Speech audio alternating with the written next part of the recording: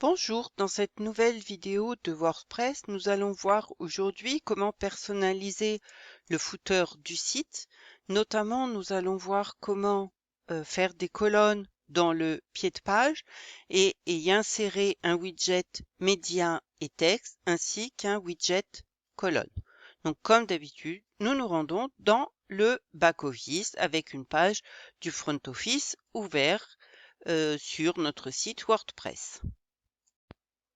Si je veux personnaliser à partir du front office, je vais ici sur personnaliser et donc ça va m'ouvrir ici le customizer, donc l'outil de personnalisation, et je vais ensuite dans pied de page. J'aurais pu faire également apparence personnalisée et ensuite également pied de page ou alors Astra personnalisé pied de page exactement comme pour le header du site. Donc je vais ici sur pied de page. Je vois ici que comme pour le header, j'ai 3 zones dans mon pied de page et que dans la zone inférieure, j'ai le copyright, donc qui s'affiche ici sur le site.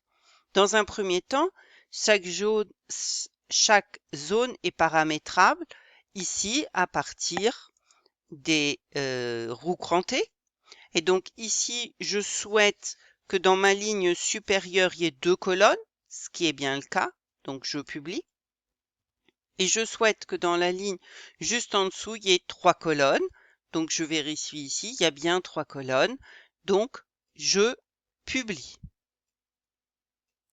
Dans cette première zone du pied de page, quand je passe ici sur la première partie, donc en cliquant sur le plus, je vois que je peux insérer un widget. Donc widget, pour le paramétrer, je reviens ici dans Général Widget 1 et il va falloir ici que j'ajoute un bloc. Donc il vous est demandé d'ajouter un bloc média et texte. Moi, il a été utilisé récemment, donc il apparaît tout de suite. Si vous, il n'apparaît pas, vous tapez les premières lettres dans le bouton rechercher. Donc j'insère mon média et texte. Il vous est demandé de mettre un logo. Ce logo, il est dans la médiathèque, mais vous auriez pu téléverser des images. Donc, je vais chercher mon logo. Ce logo a bien été balise alt, titre, légende, etc. Tout a bien été renseigné. Je le sélectionne. Donc, je vois déjà qu'il va être très grand. Et dans la deuxième partie, j'écris le texte qui nous est demandé, c'est-à-dire découvrez, donc moi je le colle, découvrez le Sahara avec évasion. Donc je publie, j'oublie pas de publier. Je vais voir dans le front office à quoi ça ressemble, donc c'est quand même assez gros, donc je vais encore réduire le logo et élargir la colonne de texte. Donc je retourne dans le back-office, mais pour modifier avec plus de facilité mon widget, je vais cette fois-ci aller dans Apparence Widget. Je vois ici que j'ai des widgets pour la colonne latérale principale, mais j'ai également des widgets pour le pied de page et le header. Je viens de créer un widget pour le pied de page, donc je l'ouvre, voilà mon widget. Et ici, je vois que c'est plus facile à modifier que dans la partie du customizer. Je peux ici donc sélectionner mon texte, par exemple ici le mettre en gras. Et comme d'habitude, je n'oublie pas de mettre à jour. Et donc on va retourner sur le front office. Et donc voilà, ben là ça paraît assez cohérent pour ce premier widget. On vous demande également dans la zone 2 de cette barre latérale d'insérer 2 colonnes, un tableau avec 2 colonnes. Donc j'y vais. Je reviens dans mon back-office, donc dans l'outil de customisation. Et ici, je vais faire plus et je vais insérer un widget 2. Ce widget 2, on vous dit qu'il va être constitué de 2 paragraphes. Donc, je saisis déjà mon premier paragraphe qui est nous contacter.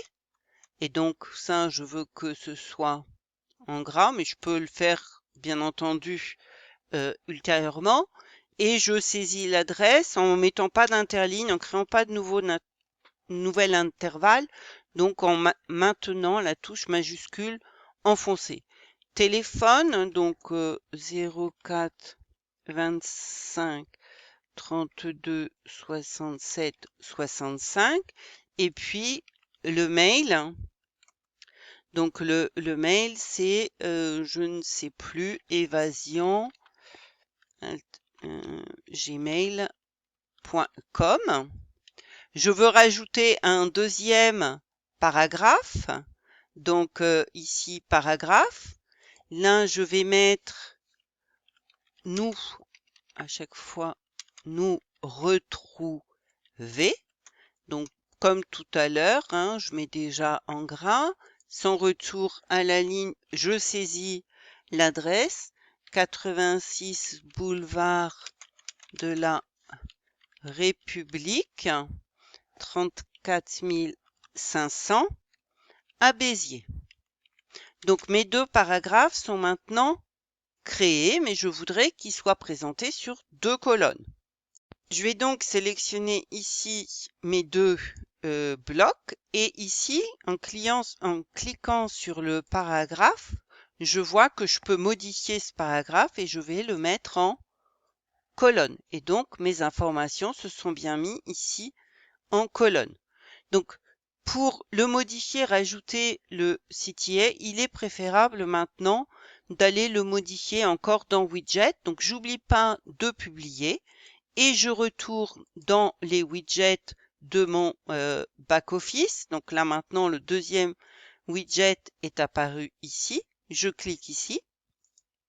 Là, je vais sélectionner ma deuxième colonne et je vais faire comme on a déjà fait, hein, cliquer ici en bas pour rajouter un bouton, un bloc bouton. Sur ce bloc bouton, je vais saisir du texte. Alors, comme on a déjà vu, c'est pas facile, faut pas trop cliquer dessus quand ils sont en surlignement en couleur. Mais sur mon bloc bouton, on va écrire cliquez ici pour nous localiser, par exemple.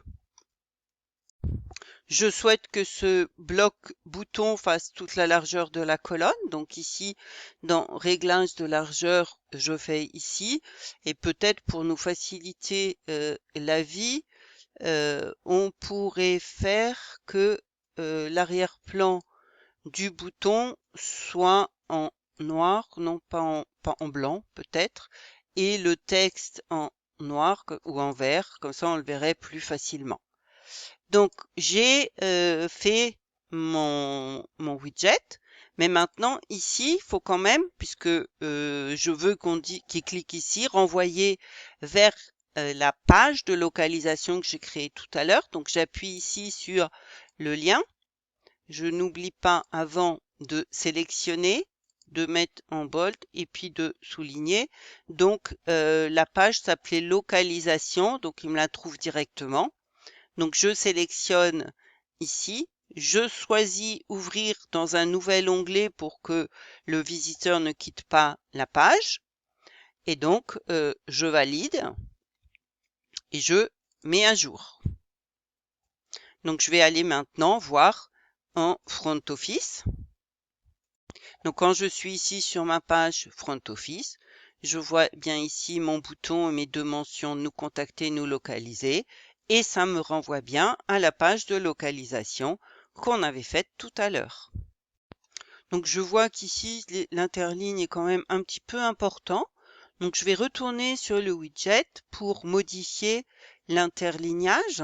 Donc je retourne dans mes widgets, hein, et pour modifier des widgets, c'est toujours plus facile par apparence widget. Donc je descends ici, c'était mon widget 1.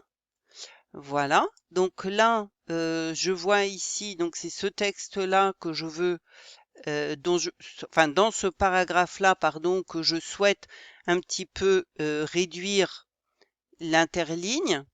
Donc, je vérifie que je suis bien là. Je viens ici dans Dimension, non, c'est dans Typographie. Je choisis Interlignage. Donc, je sors de là. Donc, maintenant, ça m'a fait apparaître le menu. Et là, je vais peut-être me mettre à 1,3. Peut-être on va rester à 1,3. Voilà, je pense à mettre à jour. Et je vais voir si ça s'est amélioré en front office en actualisant. Donc on voit quand même que c'est un peu plus équilibré, mais pareil, hein, je pourrais aussi choisir de monter le logo, etc. de la même façon en revenant dans le widget. Donc voilà, cette vidéo est maintenant terminée. Bon courage à vous pour toutes ces modifications et à la prochaine vidéo.